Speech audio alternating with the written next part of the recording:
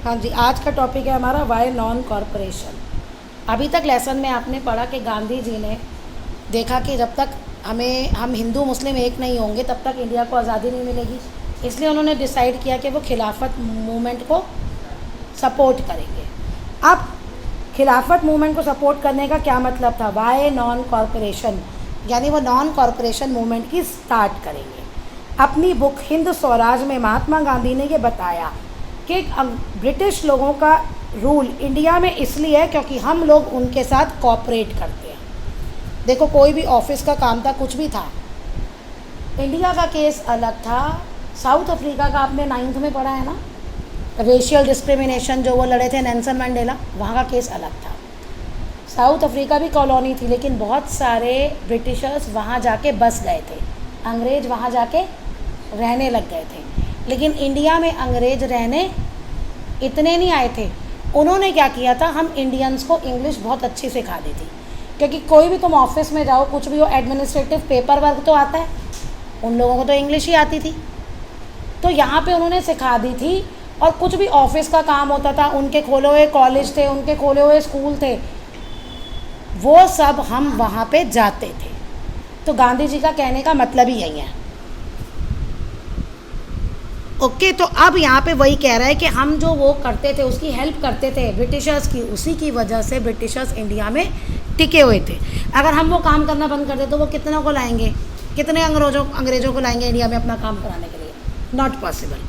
तो अब वो कहते हैं अगर इंडियन वही कॉपरेट करने से मना कर दे तो ब्रिटिश जो है गवर्नमेंट एक दिन में गिर जाएगी और स्वराज आ जाएगा। अब ये थोड़ा सा ओवरव्यू है कि इसके में क्या हुआ, और कुछ केसेस हैं जो हम आगे डिटेल में पढ़ेंगे।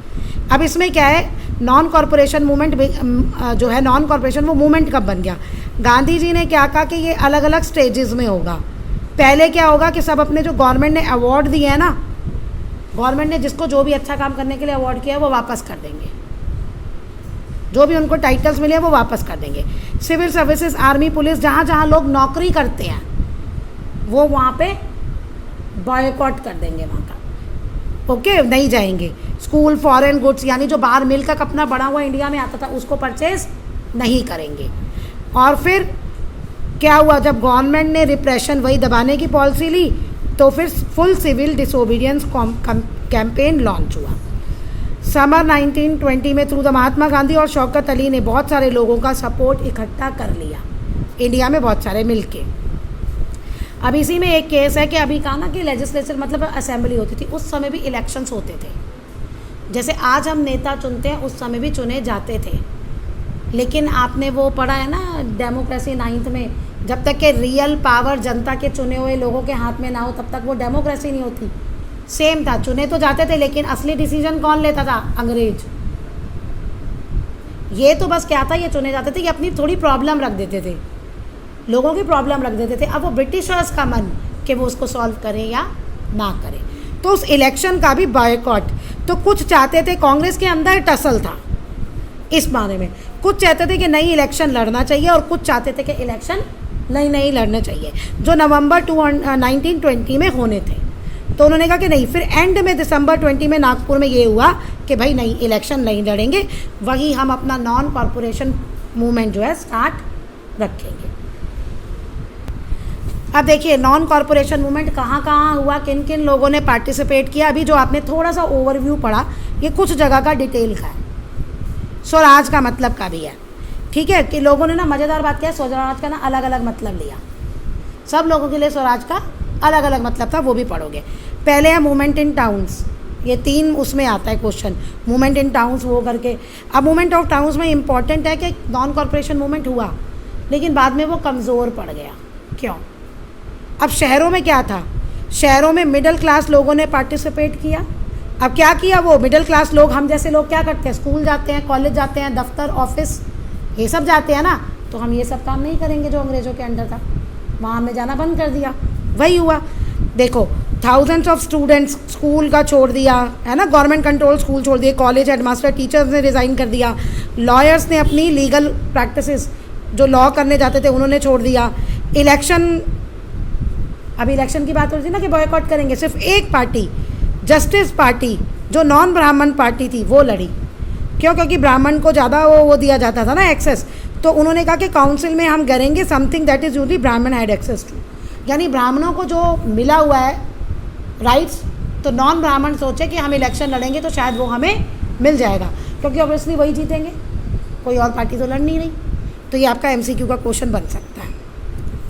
इकोनॉमिक फ्रंट पे क्या हुआ? जो बाहर के गुड्स थे उनको बॉयकॉट किया गया। लिक्कर शॉप जो वो थी अल्कोहल की, शराब की जो शॉप्स थी उनको तोड़ा फोड़ा गया, लूटपाट की गई उनमें, और बाहर के कपड़ों को जलाया गया, बॉनफायर। इंपोर्ट जो था देखो आधा हो गया। 1921 और 22 में बाहर के कपड़े जो इंडिया में आते थे 102 करोड़ रुपीस से गिर के वो 57 करोड़ के हो गए, क्योंकि लोग इस्तेमाल ही नहीं कर रहे थे, तो बिकेंगे ही नहीं, तो लाएगा क्या कोई। ओके। और बहुत जगह पे मर्चेंट्स ने जो बाहर के थे ना गुड्स, उनमें व्यापार करने को मना कर दिया। ये सारा आपका हुआ, लोगों ने इम्पोर्टेड क्लोथ्स को मना कर दिया और इंडियन को अपनाने लगे। ये चला नॉन मूवमेंट। लेकिन अब प्रॉब्लम आई। प्रॉब्लम क्या आई? जो खादी का कपड़ा होता है वो हाथ से बनता है, वो महंगा होता है, तो इतने अमीर लोग तो थे नहीं इंडिया के कि वो महंगा खरीद लेंगे, तो वो महंगा कपड़ा पुअर पीपल के अफोर्ड से बाहर था। ओके।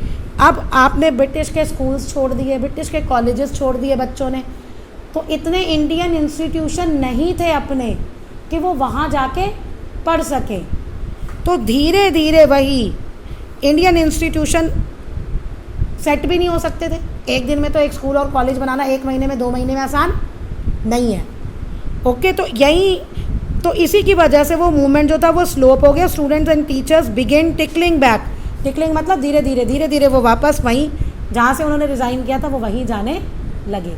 यानी शुरू में तो हुआ और बाद में वो स्लो डाउन हो गया। क्यों? ये आ सकता है, ये शहरों का सीन है। अब आते हैं गांवों का या country side. Country side basically जो बॉर्डरिंग एरियाज़ होते हैं ना कंट्री के, उसको कहते हैं। अब ये जो है किसानों का और ट्राइबल्स का है। अब जो केस है नॉन कॉरपोरेशन मूवमेंट, जिसका उन्होंने मतलब स्वराज निकाला, वो है आपका पीजेंट्स एंड ट्राइबल्स का। अब एक केस है अवध का।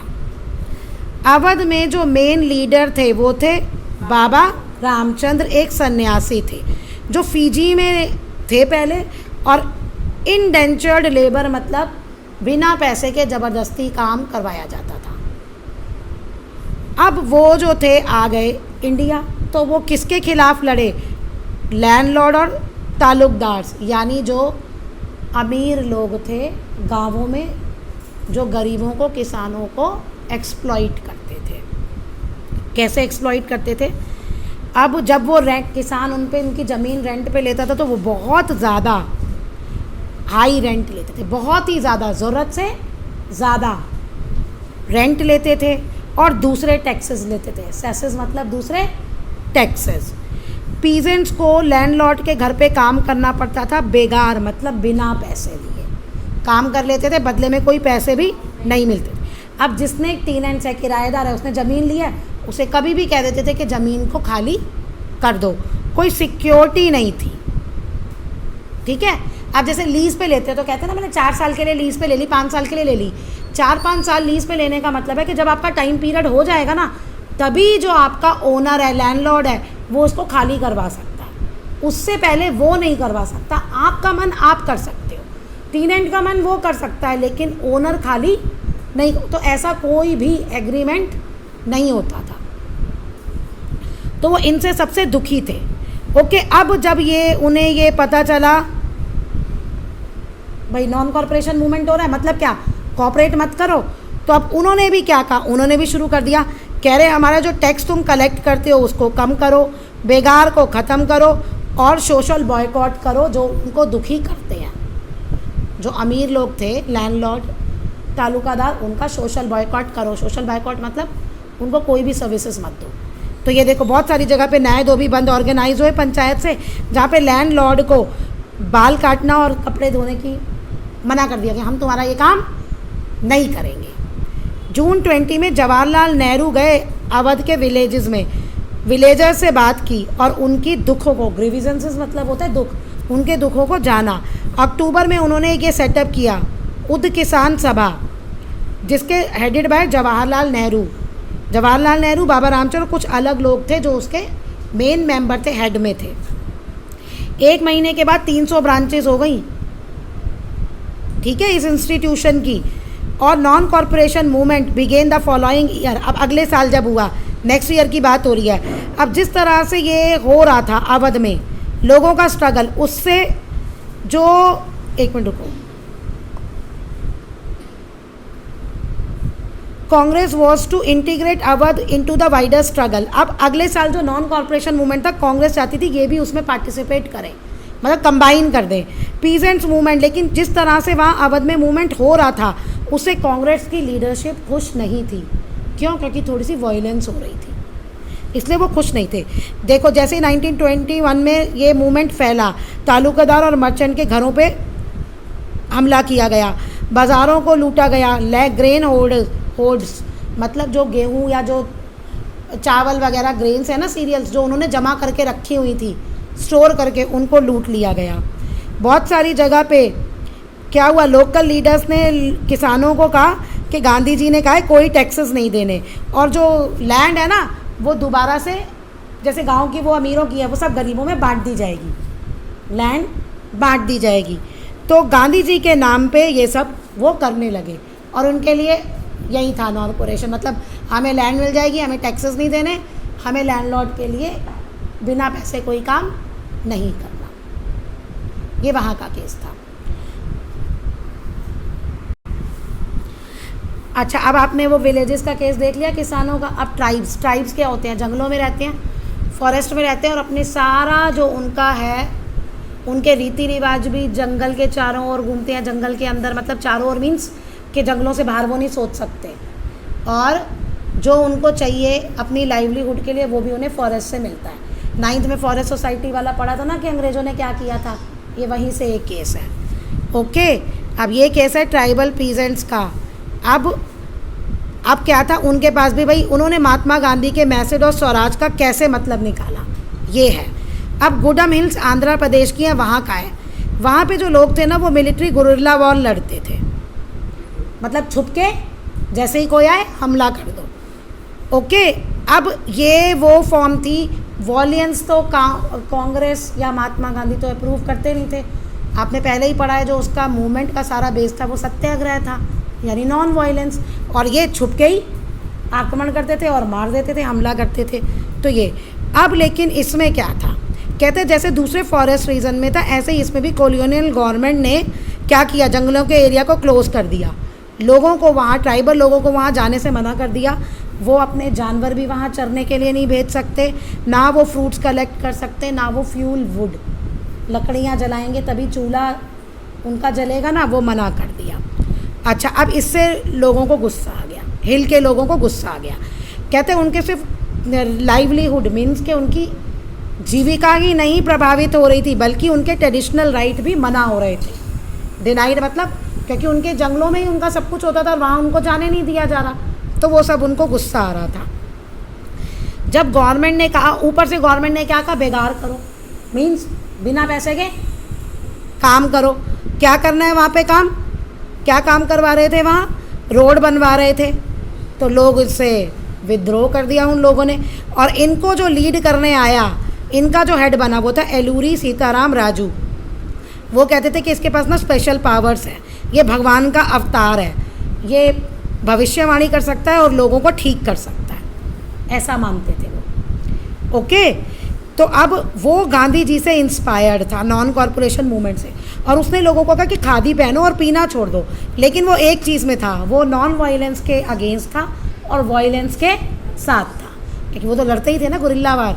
तो ये चीज़ थी जो उसमें अलग थी, ठीक है। लेकिन फिर वही अटैक करते थे पुलिस स्टेशन में, ब्रिटिश को मारते थे और अपना गुरिल्ला वार करते थे। और क्या मतलब था गुरिल्ला वार करने का, स्वराज पाना, स्वराज पाना।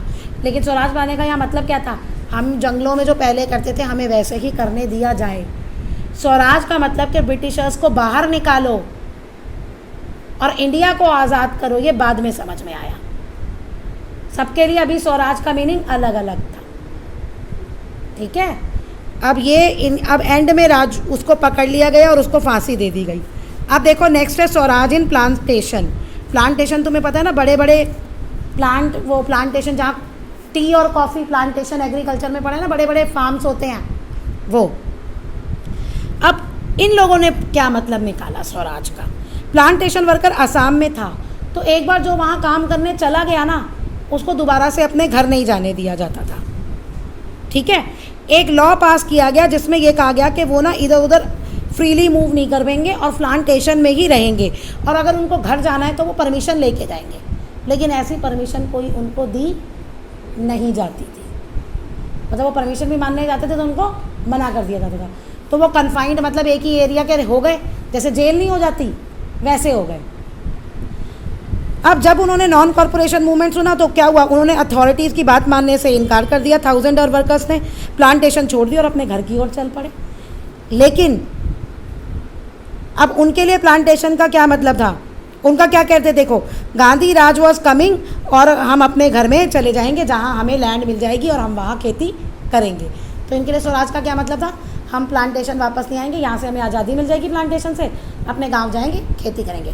लेकिन बहुत सारे घर पहुँच ही नहीं पाए, उन्हें बीच रास्ते में पकड़ के मार दिया गया, पीटा गया, वापस ले जाया गया या मार दिया गया। आज का क्वेश्चन एक टाउन पे बनेगा, एक अवध पे बनेगा, ठीक है। अवध की प्रॉब्लम क्या थी, उन्होंने स्वराज का क्या मतलब निकाला, एक गुडम्स हिल्स का बनेगा, ट्राइबल सोसाइटी का बनेगा, और एक प्लांटेशन का बनेगा। ओके, अब आइए नेक्स्ट क्या कह रहा है ये, the vision of these movements were not defined. अच्छा, क्यों अब लोगों ने स्वराज का मतलब क्यों अलग अलग निकाला, क्योंकि कांग्रेस जो जिसने स्टार्ट किया था वो खुद ही क्लियर नहीं कर पाई कि इसका सही मतलब क्या है, विजन क्लियर नहीं था। अब जो जिसको मतलब समझ में आया उससे interpret Swaraj in their own way, उसने अपना वही मतलब निकाल लिया। Imagining it to be the time when the suffering and troubles would be over, यानी स्वराज मतलब वो टाइम आएगा जिसको जो भी परेशानी है ना वो ख़त्म हो जाएगी, और जब वो ख़त्म हो गई तो स्वराज आ गया। सबने ये मतलब समझा। कहता है when the tribals chanted Gandhi ji name, जैसे होता ना, अगर चैंटेड मतलब क्या होता है, चैंटेड मतलब जपना, वो गांधी जी का नाम जपने लगे। एंड रेज स्लोगन क्या, स्वतंत्र Bharat. They were emotionally relating to all India, emotionally वो किसको कहते हैं, स्वतंत्र भारत। भारत में तो भाई सब कुछ ही आ जाता है फिर, तो वो वही कह रहे कि ऑल इंडिया एजिटेशन, पूरे इंडिया में जो गुस्सा था उसको उससे रेफर कर रहे थे वो। दे acted in the name of Mahatma Gandhi, linked their movement to that of the Congress. They were identifying with the movement which went beyond the limit of their immediate locality. अब वो क्या कह रहा है, जब उन्होंने महात्मा गांधी के नाम पे काम करना शुरू किया और कांग्रेस से इस मूवमेंट को लिंक किया, तो उन्हें खुद ही पता चल गया कि वो अपनी लोकेलिटी से बाहर जाके भी काम कर रहे हैं। मतलब ये मूवमेंट रियलाइज़ हुआ कि उन्हीं का नहीं है, औरों का भी, तो विद इन इंडिया का वो सोचने लगे, अपनी लोकेलिटी का नहीं।